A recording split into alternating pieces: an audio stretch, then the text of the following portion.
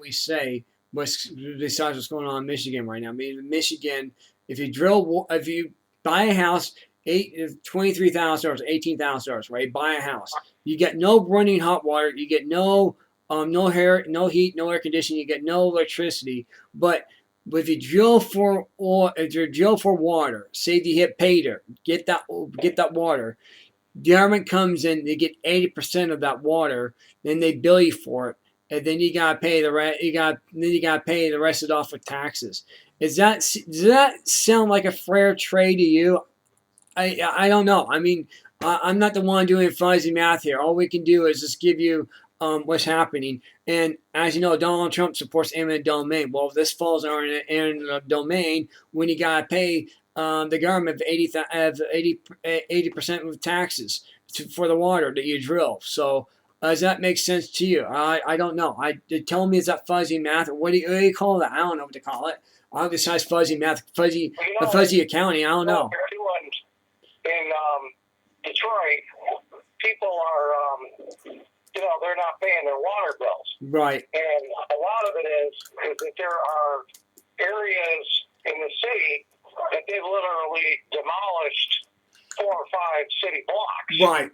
And there might be one house that lives down the block that hasn't been demolished, and they're the only ones getting service down there. So what these people are doing is they're not paying their water, and the city goes to shut it off, and people are going down to the lumber yard, and they're picking up a bag of ready-mix cement, and they're mixing it up and pouring it down the shaft of the shut-off valve and filling it full of cement. So the city can't take and shut their water off.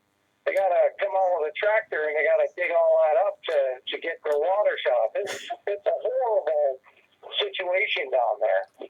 And it's like a demilitarized zone. Yeah, no. I cannot believe we used to own property in Detroit, and when I was younger, about 6, 7 years old, and it was nothing like it is now.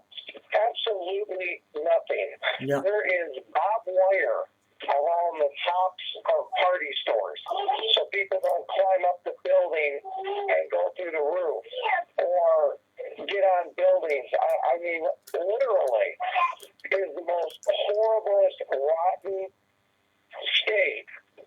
The water is completely bad. They found all kinds of pesticides and mercury and things that has been the runoff of the automotive industry that has ruined the water systems, and they've tried to cover it up.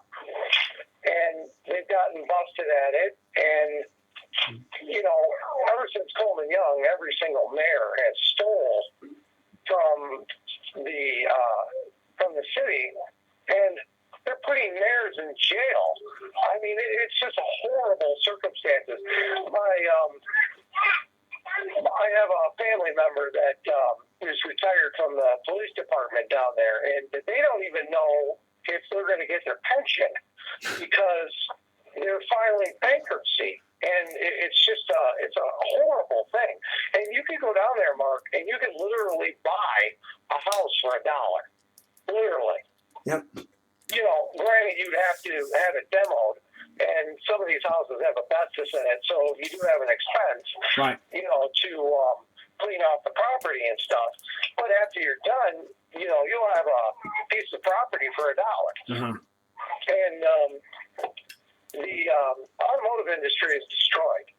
They're blaming it on government motors now that's owned by the government is building these big gas guzzling cars. And Chrysler, Lee Iacocca, they were building all these big gas guzzlers. Ford was the only one that didn't file for bankruptcy. They didn't want any money from the government, but everybody else did. Right. And it's a horrible thing that Americans won't buy American-made cars. Right. And I know that Obama told them by the year 2020 that they have to have a lot of ignition tests on these cars and be more electric. But, Mark, there is a museum down in Dearborn, Michigan. It's called the Ford. Right. Okay? And they Greenfield Village down there too, and Henry Ford Museum. And when you go walking through there, you can literally see that they had electric cars back in 1800s. Right. Well, a couple of very few first cars were made electric. They were made out of peanut oil, and that could be run on peanuts. And Standard Oil Company got sued by the government for monopolizing, and what had happened is the government made them break up because they were selling crude oil, to people for lanterns and stuff, and people don't realize that fuel oil is actually diesel fuel. Right. And gasoline is the byproduct off of that. So here they were literally throwing away, millions of gallons of gasoline all the time, and that's why they started burning cars on gasoline, because that was a byproduct of diesel fuel. Right. And up until 2000, you could actually go to a gas station and get a gallon of gas. This is before 9/11. You can get a gallon of gas for 89 cents, and diesel was actually 43 cents to 60 cents. Yep. Depending on if you were closer to Florida or closer to Michigan. Yeah. And it's horrible the way gas prices have gouged the American citizens.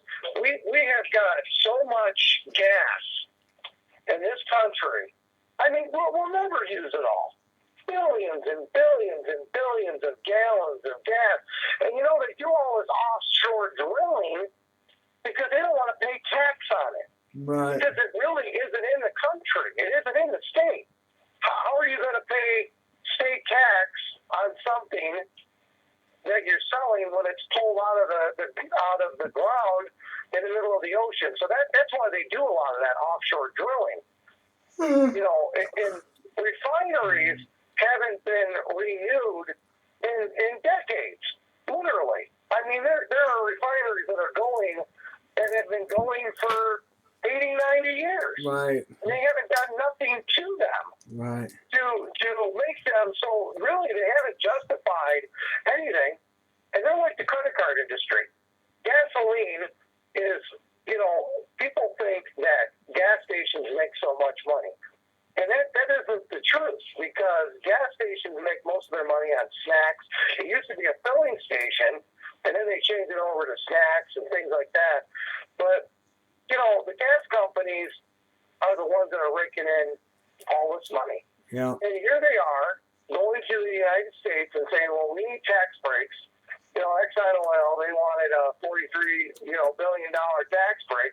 But yet they're going through and they're reporting record profits. How do you justify that? Right. And this is the problem with the country today, that the American people are poor. There is no middle class anymore.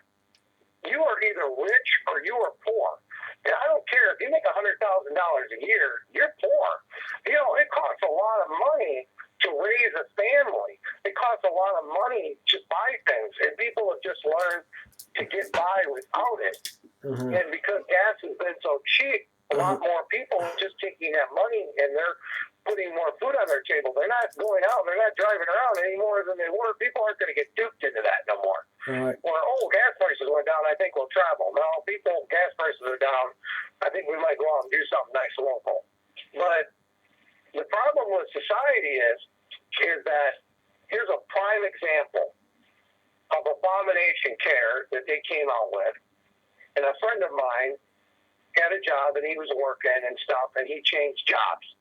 And he got a bill from the IRS for $300 for 1 month, because what had happened is he lost his insurance when he changed his jobs for a month until his new job kicked in, and he did go on Cobra and stuff, but it was his new job kicked in, and then he got his insurance again. And the IRS sent him a bill for $300 for insurance for himself for like 1 month.